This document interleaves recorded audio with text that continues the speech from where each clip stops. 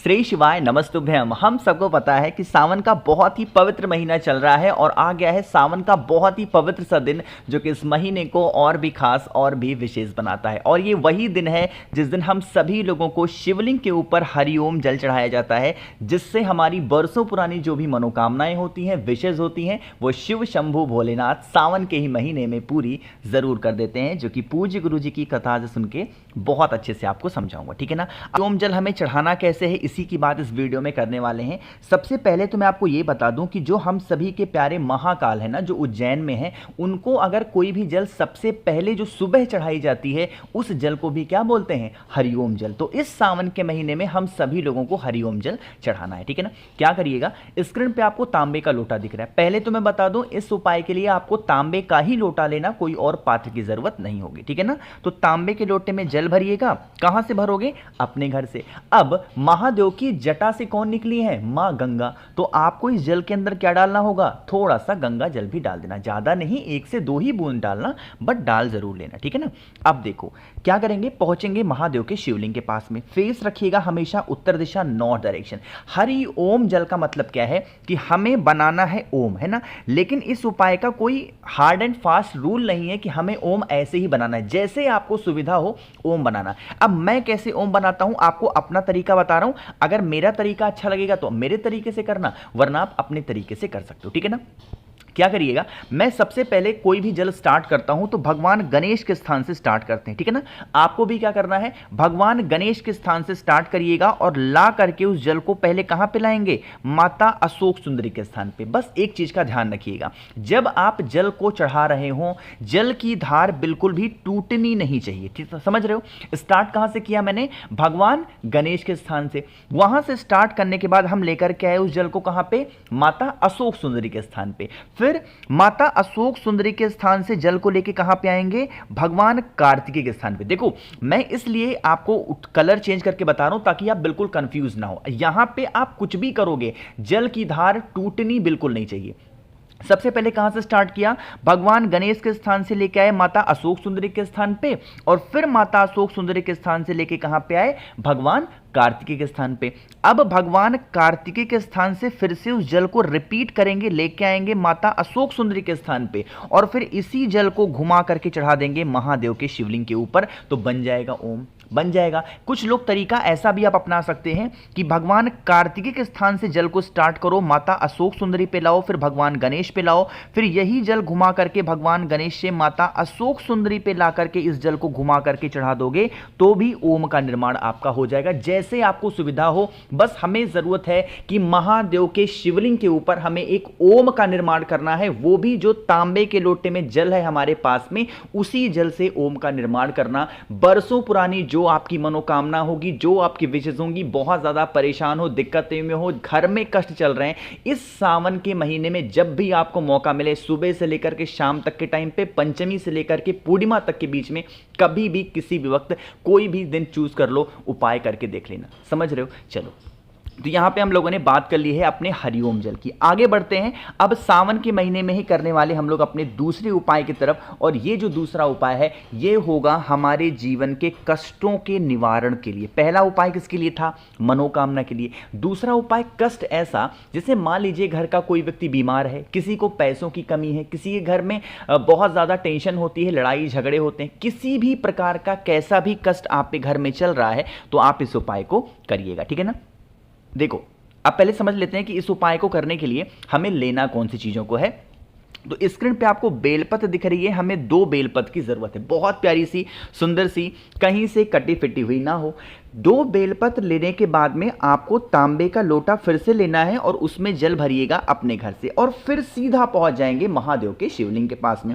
Face रखिएगा उत्तर दिशा, north direction. अब यहां पे मैं जो तरीका आपको बताने जा रहा हूं, मेरी बात बहुत ध्यान से सुनिएगा। जो आपके पास में 2 बेलपत्र है ना, उन 2 की दोनों बेलपत्र को माता अशोक सुंदरी के स्थान पे चढ़ानी है, लेकिन तरीका थोड़ा सा अलग होगा। क्या तरीका है, देखो, जो सबसे पहली बेलपत्र होगी वो समर्पित कर देंगे माता अशोक सुंदरी पे, जिस बेलपत्र की जो डंडी हो वो बाहर लटकी हुई होनी चाहिए। मेरी बात समझ रहे हो? शिवलिंग के ऊपर रखा हुआ ना हो, जो बेलपत्र की डंडी हो बाहर लटकी हुई होनी चाहिए। और जो बेलपत्र का बड़ा पत्ता है कुछ इस तरीके से जाएगा और दोनों छोटे पत्ते कुछ इस प्रकार से। तो आपका पहला बेलपत्र यहां पे चढ़ गया। अब जो दूसरी बेलपत्र आपको समर्पित करनी है वो यही स्थान पे समर्पित करनी है। बस नियम ये होगा कि डंडी हो जाए भोले शंकर की तरफ, और जो पहले बेलपत्र की बड़ी पत्ती थी वो दूसरे बेलपत्र की बड़ी पत्ती को टच करेगी, कुछ इस प्रकार से जैसे मैंने टच करा दिया।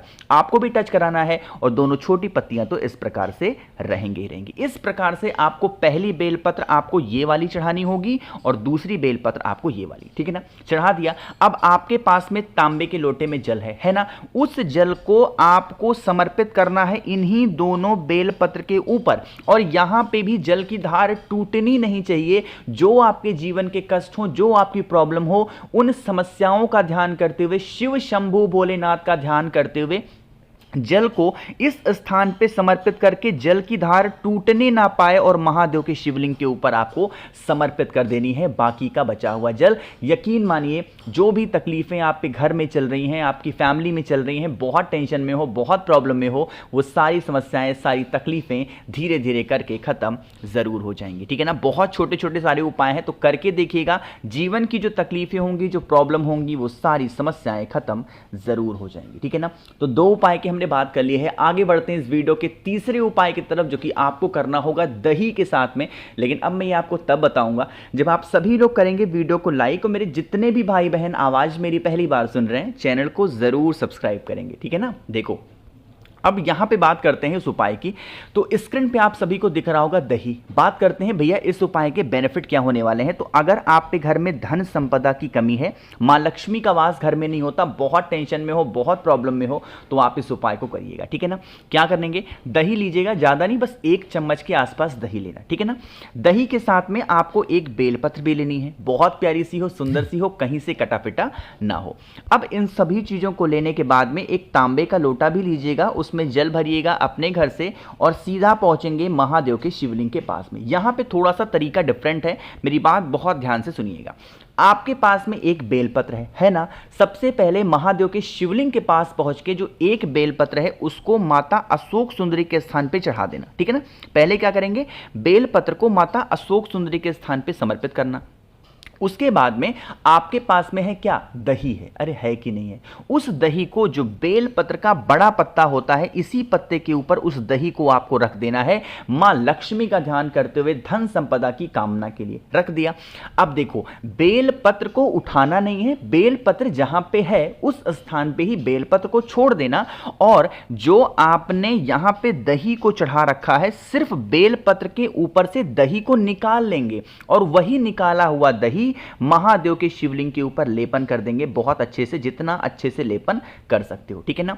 लेपन करने के बाद में फिर आपको वही काम करना है, जो तांबे के लोटे में जल है, उस जल को महादेव के शिवलिंग के ऊपर श्री शिवाय नमस्तुभ्यम का जप करते हुए, जो भी व्यक्ति पूरे विधि विधान के साथ में, नियम के साथ में, सच्ची श्रद्धा और विश्वास के साथ से कर लेता है, उसके जीवन की धन संपदा से संबंधित जो भी प्रॉब्लम होती है, कर्ज से रिलेटेड जो भी प्रॉब्लम होती हैं, वो सारी समस्याएं धीरे धीरे करके खत्म जरूर हो जाती है ना। तो आप सबको करना होगा उपाय को, बहुत स्पेशल सा प्यारा सा उपाय है, करिएगा जरूर। तो 3 उपाय की हमने बात कर ली है। आगे बढ़ते हैं अब इस वीडियो के हम लोग सबसे आखिरी और बहुत ही छोटे से उपाय की। और यह उपाय जब भी सावन की पंचमी तिथि आपको पड़े, सावन में 2 बार पड़ेगी पंचमी तिथि, मेरी बात ध्यान से समझिएगा, 2 से 3 बार पड़ सकती है।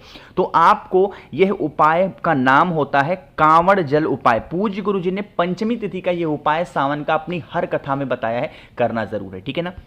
अब कांवड़ का मतलब क्या होता है कि कोई भी 2 पात्र होना चाहिए। तरीका समझिएगा पहले, आपको दोनों पात्रों में जो जल लोगे वो आप अपने घर से लोगे। ध्यान रखिएगा, दोनों पात्र अलग अलग हो सकते हैं, गिलास कटोरी हो सकता है, दोनों लोटा हो सकता है, दोनों कलश, कोई सा भी 2 पात्र आपको घर से लेना है।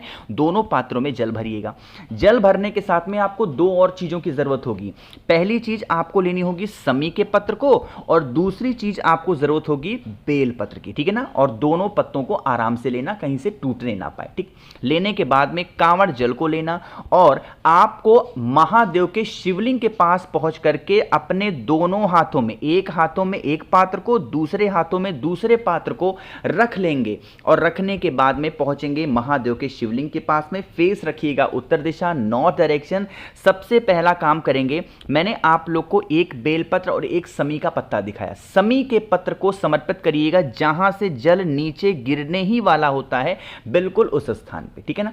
समी का पत्ता हो गया। बाकी की जो आपके पास में बेल पत्र है, उस बेल पत्र को महादेव के शिवलिंग के ऊपर समर्पित करके जो कांवड़ जल आपके हाथों में है, वह जल धीरे धीरे करके दोनों हाथों से महादेव के शिवलिंग के ऊपर समर्पित करेंगे। एक मैंने वीडियो देखी थी अभी रिसेंट में ही इंस्टाग्राम पे कि एक कोई वीडियो बना रहा है जिसने अपने एक ही हाथों में दोनों लोटे को लेकर के और जल चढ़ा रहे हैं। यह तरीका बिल्कुल गलत है, यह तरीका है ही नहीं कांवड़ जल चढ़ाने का। मेरी बात समझिएगा, आपको दोनों हाथों में जल लेना है, एक लेफ्ट हैंड में एक राइट हैंड में, और उसके बाद में दोनों हाथों से जल की धार महादेव के शिवलिंग के ऊपर गिरानी है। तरीका इसका एक और है कि उन दोनों हाथों से जल को माता अशोक सुंदरी के ऊपर से चढ़ाते हुए महादेव के शिवलिंग के ऊपर भी समर्पित कर सकते हो, ठीक है ना।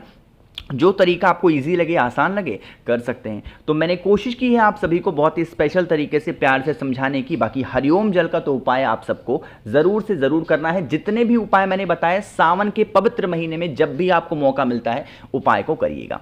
तो बाकी कोशिश की है अच्छा समझाने की। वीडियो पसंद आई हो लाइक करिएगा। कुछ पूछना है, नहीं समझ में आया, नीचे कॉमेंट सेक्शन में पूछ सकते हैं। मेरे जितने भी भाई बहन आवाज़ मेरी पहली बार सुन रहे हैं, चैनल को जरूर सब्सक्राइब करेंगे। श्री शिवाय नमस्तुभ्यम।